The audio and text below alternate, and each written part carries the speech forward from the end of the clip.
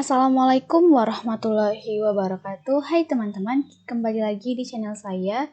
Pada video kali ini saya akan menjelaskan mengenai politik pemerintah terhadap pendidikan di Indonesia dan peranan pendidikan dalam menumbuhkan kecerdasan emosional. Sebelum itu, saya perkenalkan diri terlebih dahulu. Nama saya Tiasa Wongolan dengan NPM A1D021006 dari Prodi Pendidikan Biologi kelas 1A dengan dosen pengampu Bapak Dr. Muhammad Kristiawan MPD. Baiklah, langsung saja kita ke materi yang pertama, yaitu politik pemerintah terhadap pendidikan di Indonesia. Kaitan antara pendidikan dan politik sangat erat, bahkan selalu berhubungan, sehingga dengan keadaan tersebut dapat diketahui bahwa politik negara sangat berperan menentukan arah perkembangan pendidikan di suatu negara. Hal ini diperkuat dengan penelitian dari Borah 2012 bahwa pemerintah India membuat begitu banyak kebijakan dan amandemen untuk meningkatkan standar pendidikan. Pemerintah begitu ketat dalam menerapkan kebijakan dan amandemen baru, sementara penelitian dari Wallace dan kawan-kawan pada tahun 2016 menyatakan bahwa penerapan analisis penyelesaian politik dapat membantu menjelaskan pola kemajuan dalam akses dan kualitas pendidikan, dan untuk mengidentifikasi intensi politik yang mendasarinya. Tidak berlebihan kiranya bahwa pendidikan sebagai salah satu upaya atau sarana untuk melestarikan kekuasaan negara. Politik dalam sistem pendidikan nasional Indonesia juga berpengaruh pada anggaran pendidikan. Pendanaan pendidikan seperti yang telah disebutkan dalam pasal 31 ayat 4 UUD 1945 bahwa negara memprioritaskan anggaran pendidikan sekurang-kurangnya 20% dari APBN atau APBD dengan kenyataan dan praktik pendanaan pendidikan.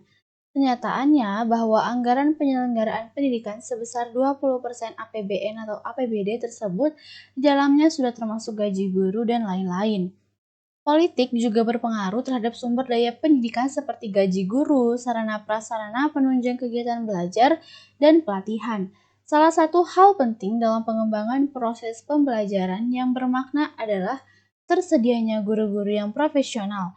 Dari 2,7 juta guru di Indonesia, kualifikasi pendidikannya masih rendah, yaitu 65% pendidikan guru mereka di bawah 4 tahun. Penyediaan guru yang profesional selama ini terabaikan. Selanjutnya, peranan pendidikan dalam menumbuhkan kecerdasan emosional. Kecerdasan emosional memiliki peranan 80% untuk mencapai kesuksesan hidup, baik dalam kehidupan pribadi, profesional, serta untuk mencapai kesuksesan akademik. Artinya, kecerdasan intelektual hanya mempunyai peran 20% saja sebagai penentu keberhasilan mahasiswa dalam menempuh studinya.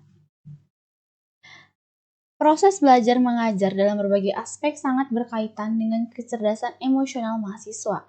Kecerdasan emosional ini mampu melatih kemampuan mahasiswa tersebut, yaitu kemampuan untuk mengelola perasaannya, kemampuan untuk memotivasi diri sendiri, kesanggupan untuk tegar dalam menghadapi frustasi maupun stres, kesanggupan mengendalikan dorongan dan menunda kepuasan sesaat, mengatur suasana hati yang reaktif, serta mampu berempati dan bekerja sama dengan orang lain.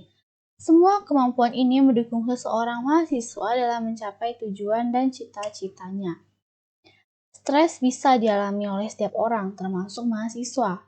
Stres yang dialami mahasiswa selama masa studi sangat mungkin terjadi mengingat tingginya kompleksitas masalah yang mungkin dihadapi yang dapat berakibat pada pola pikir seseorang menjadi kacau. Mahasiswa tidak hanya dituntut mempunyai keterampilan teknis, tapi juga diharapkan memiliki daya dan kerangka pikir, serta sikap mental dan kepribadian tertentu sehingga mempunyai wawasan luas dalam menghadapi masalah dalam lingkungan sosialnya. Maka dari itu, pendidikan menumbuhkan kemandirian peserta didik dalam proses pembelajaran yang diikutinya. Di lain sisi pula dapat melatih kecerdasan emosionalnya. Baiklah, itu saja video yang dapat saya sampaikan pada kali ini. Apabila terjadi banyak kesalahan kata, saya mohon maaf dan semoga yang melihat video ini menambahkan ilmunya. Ya, sekian dari saya. Assalamualaikum warahmatullahi wabarakatuh. Terima kasih.